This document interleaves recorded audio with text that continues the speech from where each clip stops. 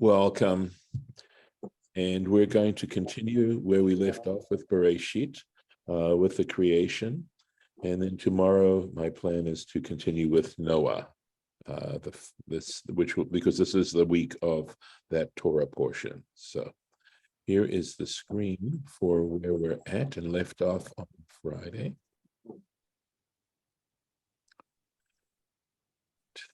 So, Baruch atah Adonai Eloheinu melech haolam asher kitshanu b'mitzvotav v'tzivanu la'asok b'divrei Torah. Amen. Amen. So we're on to the next day. We're on to the third day, or a continuation of the third day, actually. Vayomer Elohim, because we've just had the dry land appearing. Vayomer Elohim, God said, or God thought, right? Tadshe haaretz deshe. Let the earth, and this is an interesting thing because this is a verb and there is no equivalent in English. So basically it means let the earth sprout, right? Deshe, vegetation, herbage. Asev, plants, grasses, mazria, zera, which are seed-bearing. Again, the Hebrew is hard to translate word for word. So again, zera is the noun, which means seed. Mazria means to give seed, right? Producing seed. Eitz, pri, wood or tree of fruit, or se pri lamino, which produces fruit according to its species, according to its kind. Asher zar'ovo, in which is its seed, al haaretz, on the earth, by hichen, and so it was. So lots of stuff packed into this verse.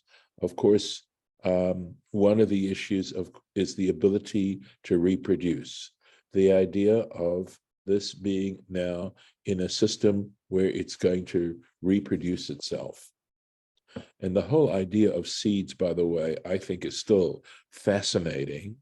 And the fact that seeds are so small and yet pack in a way so much information that by having the nutrients and the moisture that they can produce trees and plants that are so much larger than I think of snapdragon seeds, which are almost microscopic, and the size of the plants.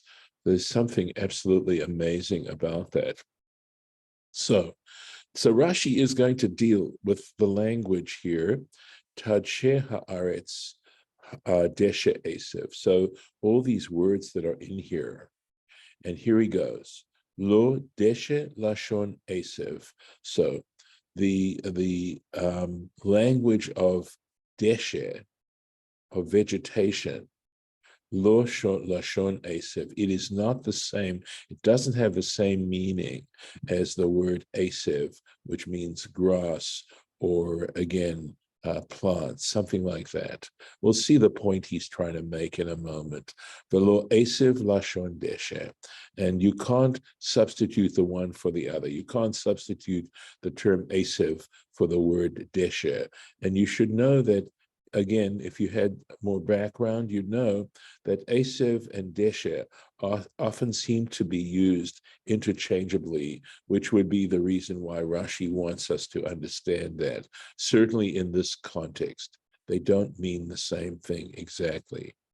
Velo haya lashon hamikra, and it would not be possible for the language of scripture, lomar, to say, here we go, making a verb out of the word esev, out of the noun esev, grass, ta'asiv, just like tidshe, right?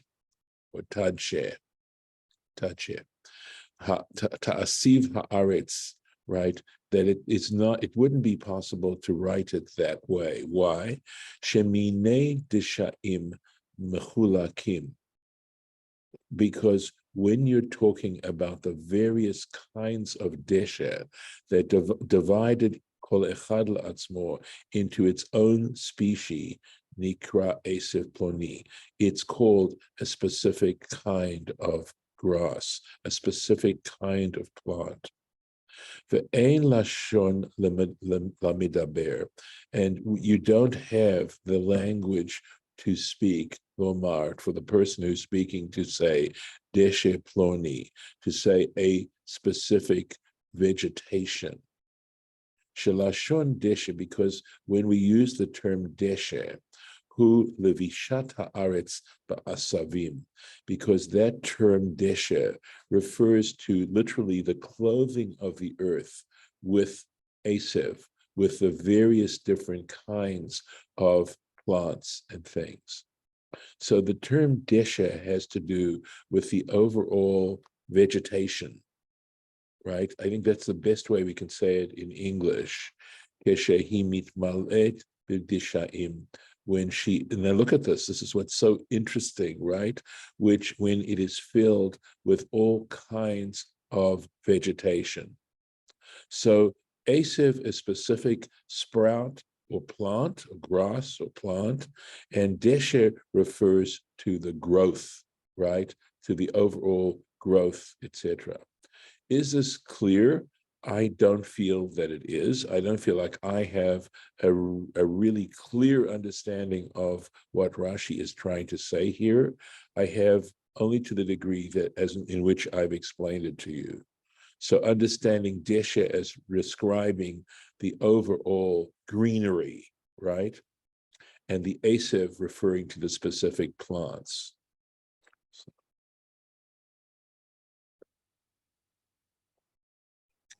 Could it have something to do with life force? It sounds like it is in a way, doesn't it? I'm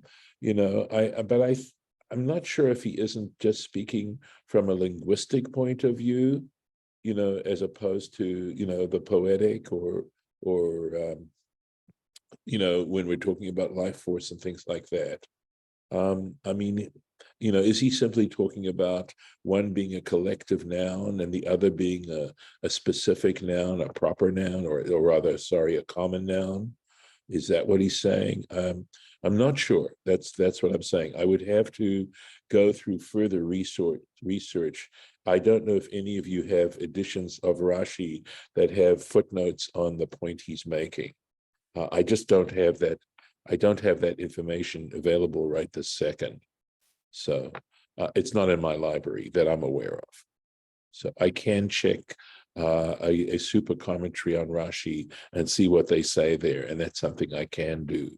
So onwards, Tidsheh or Tadsheh Haaretz, right? Let the earth be covered with greenery, with vegetation. And here we go. Titmale, let it be filled, v'titkaseh, and let it be covered. Levush, clothing of asavim, of various plants. In other words, the idea, so I suppose this is a little clearer, that when we look at the earth, right, it's not like the moon, at least the way we see the moon, doesn't have any plant life whatsoever.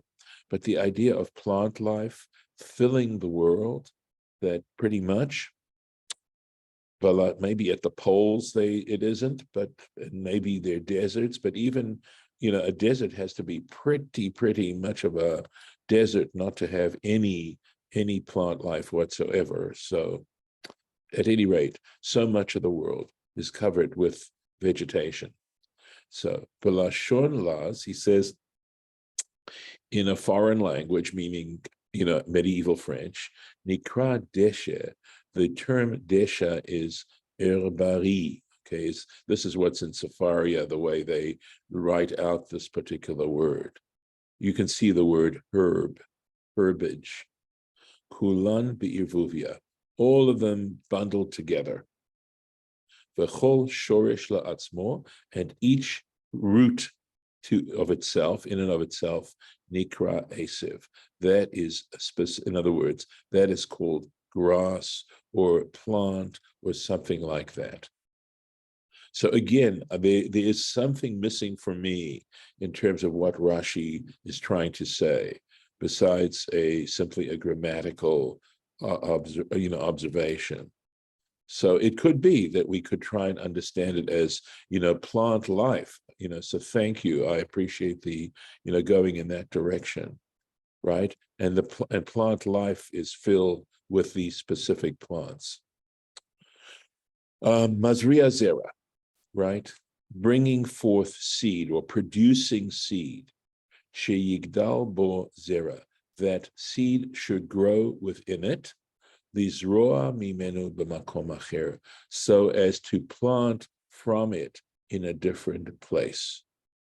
So it's not the propagation is not simply the reproduction of the plant, but the ability of the plant to actually grow elsewhere, right? To spread through the earth. Eitz pri. We're talking like the fact that some plants, the seeds are born on the wind. Some of them is how the bird eats it. I and then know.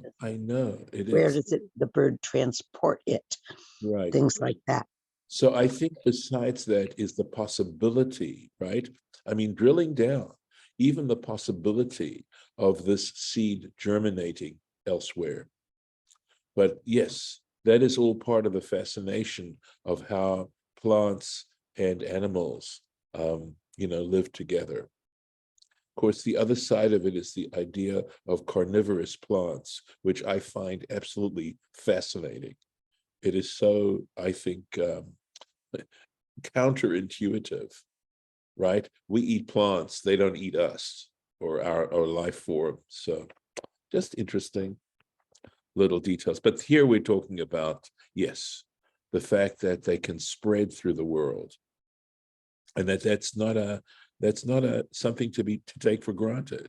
It's something that's part of understanding the plan of life and God's plan for the world. Eitz pri. This is an interesting area here. So eitz pri means wood, right? That eitz is also a tree, but it's also wood. That's fruit. That's fruit. Here we go. Sheyehet tam ha'etz, that the taste of the tree or the taste of the wood of the tree, ketam ha'pri, should have the same taste as the taste of the fruit. Vehi lo astachen. So remember, this command was given to the earth. To the earth. Remember, we're looking at the process. The waters originally covered all of the earth. God told the waters to gather together in one place and allow the dry land to appear. And now God is telling the dry land what it needs to do. Right? Again, speaking very poetically. But the earth didn't do that. The lo astachen. She didn't produce trees that have the taste of the fruit.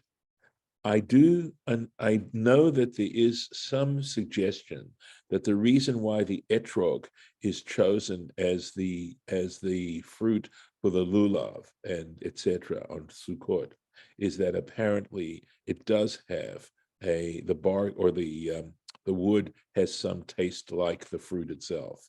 So maybe I've never eaten etrog wood, so but that I've heard something like that. So in other words, it's unique in the fact that it did do what God wanted from the earth to begin with. Lo astachin, she didn't do that. Ella, however, when we look at the next verse, okay, this one here, v'totzei haaretz v'gomer, it says the earth brought forth, v'totzei haaretz, we'll do the verse, deshe, here we go, deshe, the vegetation, Esav Mazria Zera, plants with the seed in it, capable of bringing forth seed, leminehu, according to their kind. The eitz or sepri, it doesn't say eitz pri, it says trees producing fruit, asher zarovo leminehu, in which the seed was in it according to its species. Vayar Elohim kitov, God saw how good it was. I'll get back to this in a minute. I want to go back to the previous verse because we were referring to the difference of what happened, right? So let's find the place. Right. So it says Vatotzei haaretz, right? That the earth brought forth, etc. The eitz oseh pri, but the wood that made fruit, that produced fruit. That's what it did. Velo the eitz pri, but it didn't make eitz pri. Didn't make the tree tasting like the fruit. Lefichach, and for this reason, Keshenit kalel Adam al avono, when Adam was cursed for his sin, nifgada gam hi, she also, that is the earth, was also visited literally as well, meaning with the curse. She was also remembered, al avona, regarding her transgression. There's apparently a manuscript or other versions that say no, which I'm not sure what on earth, so he avona, or is it reading no instead of avona? So he al on no. So maybe the no means that it didn't produce, it didn't do what God had asked the earth to do or commanded the earth to do, venit kalala, and so the earth also is cursed along with Adam, and that we'll have to see later on. Asher zar obo, in which its seed is hein garine kol pri. These are the seeds of all the fruit. Shemehen ailan someach, from which the tree grows, kishenot imoto, when it is planted. Yes, David. Yeah, so maybe this is coming later, but we know what happened to Adam, but what happens to the earth? I mean, I assumed there was going to be consequences for it refusing to have the bark taste like a fruit, but is that coming later? Or if it is, I'll just be quiet. Later. So okay. When Adam is cursed, the ground is cursed as well. That it's going to bring forth thorns and thistles or something like that. It's not going to cooperate fully. It's not going to be in a position to cooperate fully with Adam when Adam tries to cultivate it. Okay, so the earth suffers as well. That's the whole point. Yeah, yes. I was wondering where that was coming. Okay, thank you. Which raises actually other issues, by the way. It does raise other issues about what is the Torah really trying to inform us here about the relationship that we have to the earth, and the fact that it doesn't easily produce what we try to do. It's an interesting philosophical question, and one that's just sort of out there. However, yesterday I want to say something about different.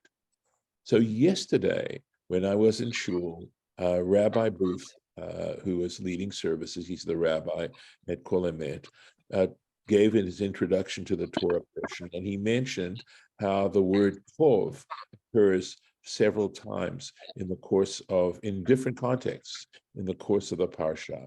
So we have, of course, this word ki tov that we see several times in this particular parsha, and on the other hand, it's also mentioned about how Eve sees the fruit of the tree of knowledge of good and evil, and how tov it is, tov for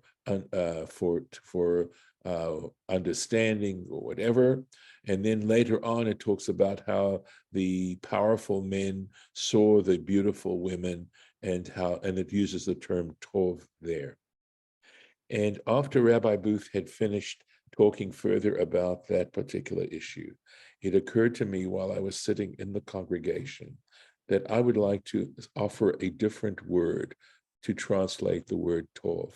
And I would translate the word tov in the context of this parsha of Bereshit as satisfying. In other words, that when God saw that the light was good, or how good the light was, I would rather translate it as how satisfying the light was. And I think that it answers a few other issues. There's some reason to support that translation. One is that we read the Rashi where he says why the word ki tov isn't mentioned on the second day, because it hasn't completed. it wasn't completed in its creation, and something that's still in the process hasn't reached the point of satisfaction. You can't stand back, view, you think of an artist creating a piece of, something, and as long as the artist isn't satisfied with that creation, they're going to keep working at it, or they'll ditch it. But if they find it satisfying, it's reached a conclusion of that process. And so I really was thrilled to come up with that particular understanding of the word tov.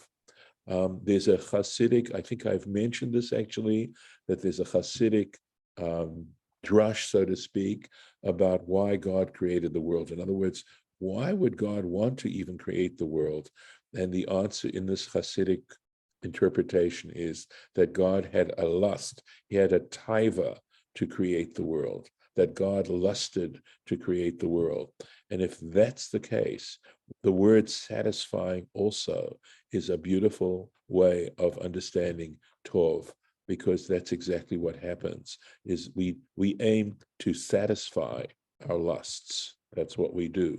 So it's something that I hope I'm going to remember, just like when the word Avayomer Hashem, to understand that it's God thought and not so much God said, but that the Hebrew allows these kinds of subtleties that I think are actually very, very helpful. So I wanted to, you could imagine, I could hardly wait to share that with you guys.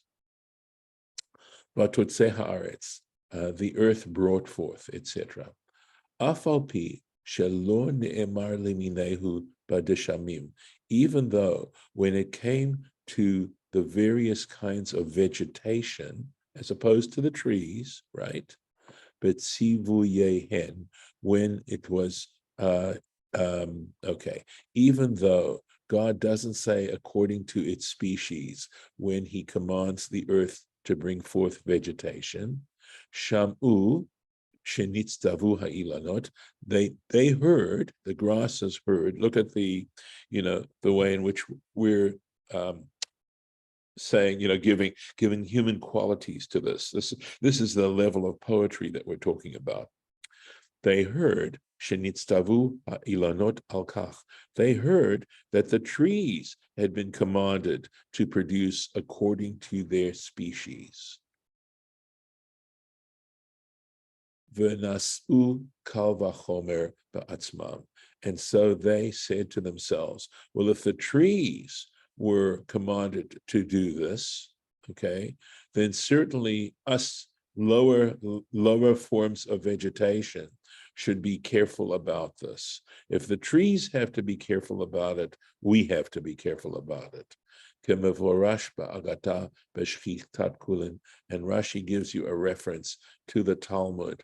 There's a tractate called Chulin in the Talmud, and in the chapter called Shchitat Chulin, we find this particular piece of Agadata. So that's again interesting, that when it came to the vegetation, that is, as opposed to the trees. So trees are seen as in a way, a different kind of, very different kind of plant life, plant form than the rest of the vegetables and the grasses and the ferns and things like that. So I think this is, I'm going to stop here. Let's do the one where, sorry. Vahi erev, vahi voker, yom shlishi. There was a evening, there was morning, a third day. So a good place here to stop. And that's where we'll be. And I'll simply say for next time. Would you like to make some comments before I stop the recording? Sure. Please. You know me, that I'm just about ready to burst into song with anything that inspires me. So, this is what was going through my head. Yes. And Tina Adar wrote this. Okay, cool. Go for it. God made heaven and earth. He formed up the dry, dry land, made the rivers to flow and all creation to grow. In his own image he created man. If God can make the mighty mountains, God can make the seven seas, Pluto and the stars and the universe. He'll make the way for you and me. He'll make the way for you and me. So it goes on and on, but you get the drift. I love it. Thank you. That's lovely. And I'm so glad we recorded it along with this. So what a great place. Any other comments before I stop the share and stop the recording? Yeah, one more thing. Please. Yeah, when you were talking about the earth and how it's not easy to cultivate it, that brought to mind that there needs to be a partnership. And it's not just a partnership with the land, it's a partnership with man and God. Yes, exactly. I love it. Right. And, I have fortunately had some experience of gardening myself, and I have a theory that stones, tilling a part of land, right? It's the first time you till and you come up across all kinds of stones and things like that the first time. And so you get rid of them, you take out all the stones and you think you got a great thing. And then you go till it the next year, and guess what? There are more stones. So I'm sort of have this theory that stones reproduce in some kind of way. I'm sure it gets easier year after year, but it is amazing. It is amazing. They grow from dead bugs. I do. We probably should stop. Let me stop the share, and I'm going to stop the recording.